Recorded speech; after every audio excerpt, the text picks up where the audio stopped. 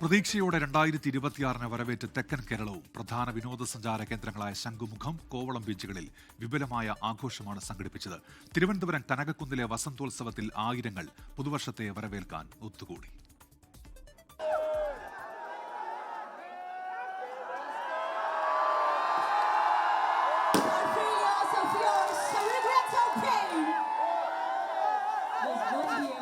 കോവളം കാസ് വില്ലേജിലും പപ്പഞ്ഞിയെ കത്തിച്ച് പുതുവർഷത്തെ വരവേറ്റു.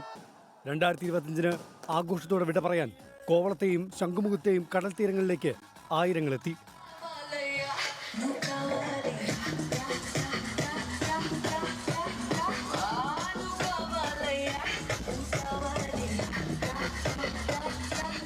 ദീപാലങ്കാരങ്ങളുമായി കനകക്കുന്നിൽ വസന്തോത്സവം.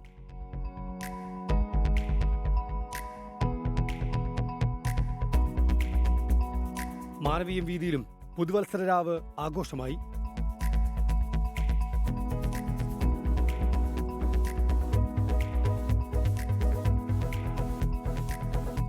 കൊല്ലത്ത് മൂത്താങ്കരയിലും തങ്കശ്ശേരിയിലും പുതുവർഷത്തെ വരവേൽക്കാൻ വൻ ജനാവലിയാണ് ഒത്തുകൂടിയത്. 24 തിരുവനന്തപുരം. ലോകത്തെവിടെയായാലും ഏത് സമയത്തും 24 വാർത്തകളും ഓഗ്മെന്റഡ് റിയാലിറ്റി പാക്കേജുകളും എക്സ്പ്ലെയിനറുകളും വിശദമായി കാണാൻ ഞങ്ങളുടെ യൂട്യൂബ് ചാനൽ നിങ്ങൾക്ക് സബ്സ്ക്രൈബ് ചെയ്യാം.